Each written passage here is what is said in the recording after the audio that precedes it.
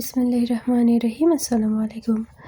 কেমন আছেন সবাই? আশা করছি ভালো আছেন। আমরাও অশেষ রহমতে ভালো আছি আল্লাহর। আমরা যখন ভাবি নিজেদেরকে পরিবর্তন করব, তখন আমরা হাজার ভিডিও দেখি, টাইম টেবিলে নোটস বানাই, তারপর অ্যালার্ম সেট করা, সব কিছু আমরা ভাবি যে পরিবর্তন করে নিজের লাইফটাকে প্রোডাক্টিভ বানাবো।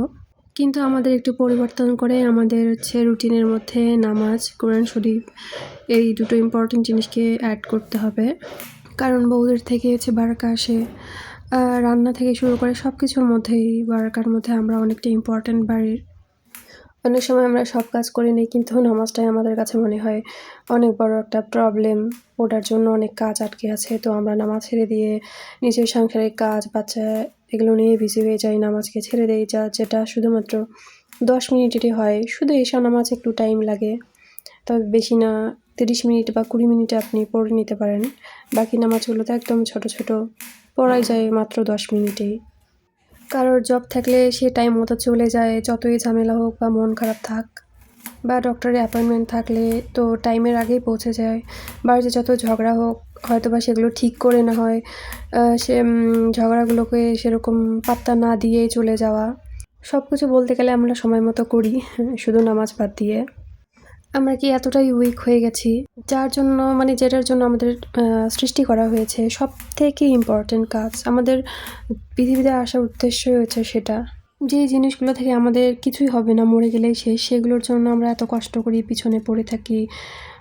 লাইক শ্বশুর বাড়ির প্রবলেম, এই প্রবলেম, সবারই মন জয় করা। কিন্তু নিজের জন্য নামাজ পড়লে কত বেনিফিটস আছে, যেমন আমাদের সন্তান, আমাদের হাজব্যান্ড, আমাদের সব ফ্যামিলির সকল মানুষ ভালো থাকবে, বাড়িতে বারাকা আসবে।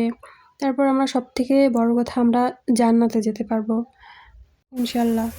আমাদের নামাজ বাদ দিয়ে আমরা সব কিছুই করি, যতই ঝামেলা হোক লাইফে, যত প্রেশারের কাজ হোক করি, বাট এত ইজি নামাজ সেটাই বলি না। কিন্তু আমাদের এই রুটিনটা চেঞ্জ করতে হবে।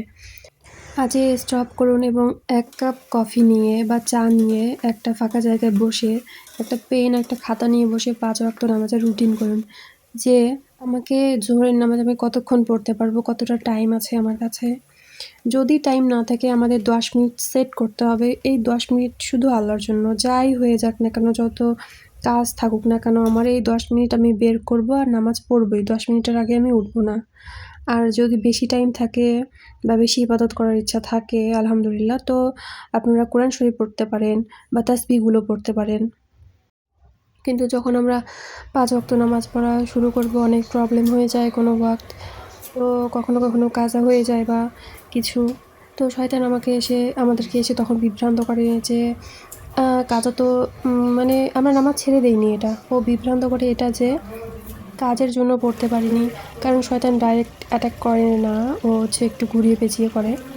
আমাদেরকে একদম বোঝাবে না যে আমরা নামাজ ছেড়ে দিলাম, ও বোঝাবে যে এটা আমরা এই কাজ করছিলাম, সেই কাজ করছিলাম, তো তার জন্য নামাজ মিস হয়ে গেছে।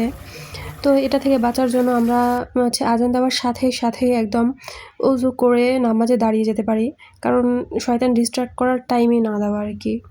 আর এটা করলে অনেক ভালো লাগে আর কি, এটা যে আল্লাহর জন্য সব কাজ ছেড়ে দিয়ে আজান দেওয়ার সাথে সাথে পুরো দাঁড়িয়ে যাওয়া। আপনারা যদি এরকম করে 10-15 দিনের মতো একদম চালিয়ে যান কষ্ট করে, ইনশাল্লাহ তারপরে একদম অনেক ভালো লাগা শুরু করবে, আর কষ্ট হবে না এরকম একদম। এই রুটিনটা অনুযায়ী চললে 5 ওয়াক্ত নামাজ নিয়ে আর কি, লাইফে যে এত চেঞ্জেস আসবে আপনারা নিজেই দেখতে পারবেন। ট্রাই করে দেখুন। দিন এবং দুনিয়া দুই পাশ দিয়েই আর কি আমাদের বেনিফিটস হবে। 5 ওয়াক্ত নামাজ পড়লে আল্লাহ আপনাকে হেফাজতে নিয়ে নেবেন।